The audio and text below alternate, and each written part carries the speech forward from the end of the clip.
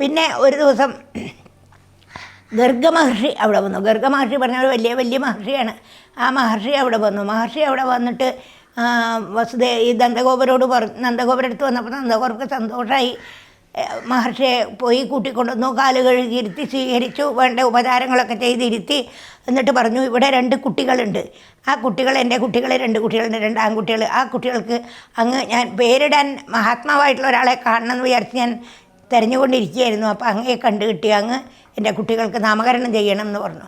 അപ്പോൾ ഈ ഗർഗമഹർഷി പറഞ്ഞു, ഒരു കാര്യമുണ്ട്, എനിക്ക് കുട്ടികൾക്ക് നാമകരണം ചെയ്യാൻ ഇഷ്ടമാണ്. പക്ഷേ എന്താ കാരണം വെച്ചാൽ ഞാൻ യാദവകുലത്തിൻ്റെ ആചാര്യനാണ്. യാദവകുലത്തെ വസുദേവരുടെ, കൃഷ്ണൻ ജനിച്ചത് യാദവകുലത്തിലാണ്. യാദവകുലത്തിൻ്റെ ആചാര്യനാണ് ഞാൻ. അപ്പം ഞാൻ കുട്ടികൾക്ക് പേരിട്ടാൽ ഈ കുട്ടികൾ യാദവ കുട്ടികളാണോ എന്ന് ചിലപ്പോൾ കംസൻ സംശയിക്കും. കാരണം എന്താ വെച്ചാൽ ദേവകി 8ാമത് പ്രസവിക്കുന്ന കുട്ടി ആൺകുട്ടിയാവുന്നും ആ കുട്ടി കംസനെ കൊല്ലും എന്നൊക്കെയാണ് അശരീരി വാക്കുണ്ടായത്. അത് വിശ്വസിച്ചിരിക്കുകയാണ് കംസൻ. അപ്പോൾ ഈ 8ാമത്തെ കുട്ടിയെ പെൺകുട്ടിയായിട്ടും അത് ആകാശത്തിലേക്ക് ഉയർന്നു പോവുകയാണ് ചെയ്തത്.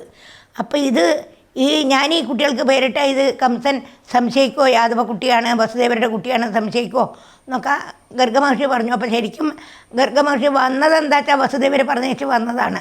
അതിവിടെ നന്ദഗോപരുടെ അടുത്ത് പറയുന്നില്ല. വസുദേവർ പറഞ്ഞു, എൻ്റെ ഒരു കുട്ടിയുണ്ട്, എൻ്റെ ഒരു 2 മക്കളുണ്ട് അവിടെ, ഒന്ന് രോഹിണിയുടെ മകനും ഒന്ന് യശോദയുടെ മകനും, അവർക്ക് അങ്ങ് തന്നെ പോയി പേരിടണമെന്ന് വസുദേവർ പറഞ്ഞതനുസരിച്ചാണ് ഗർഗമഹർഷി വന്നത്. അത് നന്ദഗോപരോട് പറഞ്ഞില്ല. ഇങ്ങനെ സംശയിക്കുമോ എന്നുള്ള കാര്യം പറഞ്ഞപ്പോൾ നന്ദഗോപർ പറഞ്ഞു, അങ്ങനെയാണെങ്കിൽ ഒരു കാര്യം ചെയ്യാം, നമുക്ക് രഹസ്യമായിട്ട് ചെയ്യാം പേരിടൽ. ആളുകളെ ഇന്ന് ക്ഷണിക്കുമോ, കുറേ ആളുകൾ വരുമോ ഒന്നും വേണ്ട, നമുക്ക് ഗോശാലയിൽ വെച്ച് പേരിടാം. അവർക്ക് എല്ലാത്തിനും പ്രധാനമാണ് ഗോശാല, പശുവിനെ കെട്ടുന്ന സ്ഥലം. അവിടെ വെച്ച് പേരിടാന്ന് പറഞ്ഞ് ഗോശാലയിൽ അടിച്ച് തളിച്ച് വൃത്തിയാക്കി അവിടെ വിളക്കൊക്കെ കൊളുത്തി വെച്ച് അഷ്ടമംഗലിയൊക്കെ കൊണ്ടുവച്ച് 2 കുട്ടികളെയും കൊണ്ട് അമ്മമാരും നന്ദഗോപരും ഗർഗമഹർഷിയും 4 ആൾ മാത്രം അവിടെ ഗോശാലയിൽ ചെന്നു. ഗർഗമഹർഷിയും ഇരുന്നിട്ട് വലിയ കുട്ടിയെ തരൂ പറഞ്ഞു. ബലരാമനെ ആദ്യം കയ്യിൽ കൊടുത്തു രോഹിണി. ആ കുട്ടിയെ കയ്യിലെടുത്തപ്പോഴത്തേക്കും തന്നെ നല്ല കനം, നല്ല ബലം. അപ്പോൾ പിന്നെ എല്ലാവരെയും ആകർഷിക്കുന്ന ആളാണ്, അതുകൊണ്ട് രമിപ്പിക്കുന്ന ആളാണ്, സന്തോഷിപ്പിക്കുന്ന ആളാണ്.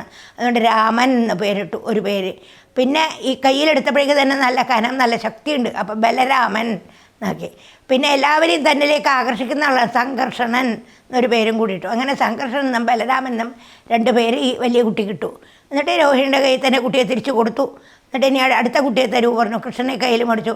കൃഷ്ണനെ കയ്യിൽ മേടിച്ചപ്പോഴേക്കും ഗർഗമഹർഷി സമാധിയിൽ മുഴുകിപ്പോയി എന്നാണ്. ഭഗവാനെ കയ്യിലെടുത്തപ്പോഴുള്ള ആനന്ദം കൊണ്ട് ബോധം ഇല്ലാണ്ട് സമാധിയിൽ ലയിച്ചു. കുട്ടിയെ മടിയിൽ വെച്ച് അങ്ങനെ ഇരുന്നു, ആനന്ദത്തിൽ ലയിച്ചങ്ങനെ ഇരുന്നു.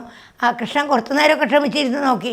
പിന്നെ ഗർഗമഹർഷി മനസ്സിൽ വിചാരിച്ചത്, ഈ കുട്ടിക്ക് സഹസ്രനാമാവാണ്, അനന്തനാമാവാണ്. എത്രയാണ് ഈ കുട്ടിക്ക് പേരുള്ളതെന്ന് കണക്കൊന്നുമില്ല. അനന്തമായിട്ടുള്ള പേരുണ്ട്, 1000 പേരുണ്ട്. അങ്ങനെയുള്ള ഈ കുട്ടിക്ക് ഞാൻ എന്താ പേരിടുക എന്ന് ആലോചിച്ചിട്ടാണ് അത്ര ഗർഗമഹർഷി സമാധിയിൽ ലയിച്ചിരുന്നു പോയി. കൃഷ്ണന് കുറച്ചു നേരം ഇങ്ങനെ മടി കിടന്നപ്പോൾ ക്ഷമ കിട്ടു. അപ്പോൾ ഈ ഗർഗമഹർഷിക്ക് ഒരുപാട് താടിയുണ്ട്, നീളത്തിലുള്ള താടി. ആ താടിയുടെ ഇടയിൽ ഈ കൃഷ്ണൻ്റെ കൈ കുടുങ്ങിയപ്പോൾ ഒന്ന് വലിച്ചു കൃഷ്ണൻ. അപ്പോൾ സമാധി ഉണർന്നു ഗർഗ. എന്നിട്ട് പറഞ്ഞു, കർഷിക്കുന്ന ആളാണ്, ആകർഷിക്കുന്ന ആളാണ്. അപ്പോൾ കൃഷ്ണൻ എന്ന് പേരിട്ടു. പിന്നെ പറഞ്ഞു, ഒരു ജന്മത്തിൽ വസുദേവരുടെ പുത്രനായിട്ടുണ്ട്. ഈ ജന്മത്തിൽ തന്നെയാണ്, പക്ഷേ അങ്ങനെയല്ല പറയുന്നത്. ഒരിക്കൽ വസുദേവരുടെ പുത്രനായിട്ട് ഈ കുട്ടി ജനിച്ചിട്ടുണ്ട്. അതുകൊണ്ട് വാസുദേവൻ എന്നൊരു പേര്. പിന്നെ ഈ കുട്ടിയുടെ കർമ്മങ്ങളും പ്രവൃത്തികളും അനുസരിച്ച് ഈ കുട്ടിക്ക് അനവധി പേരുകൾ ഉണ്ടാവും. എത്രയാണെന്ന് കണക്കില്ല. ഈ കുട്ടി അങ്ങനെയുള്ള ഒരു ഈശ്വര ചൈതന്യമുള്ളൊരു കുട്ടിയാണ്. ഈ കുട്ടിയെ ഈശ്വരനെ പോലെ നിങ്ങൾ വിചാരിച്ച് ബഹുമാനിച്ച് ലാളിച്ച് വളർത്തണം. ഈ കുട്ടിയെ സ്നേഹിക്കുന്നവർക്ക് എല്ലാ സൗഭാഗ്യങ്ങളും ഉണ്ടാവും, എല്ലാ സുഖങ്ങളും ഉണ്ടാവും. ഈ കുട്ടിയെ ദ്വേഷിക്കുന്നവർക്ക് എല്ലാ നാശങ്ങളും ഉണ്ടാവും. അങ്ങനെയുള്ളൊരു കുട്ടിയാണ് ഈ കുട്ടിയെ നിങ്ങൾ സ്നേഹിച്ച് വളർത്തണം എന്നൊക്കെ പറഞ്ഞ് കുട്ടിയെ യശോദയുടെ കയ്യിൽ തിരിച്ചു കൊടുത്തു.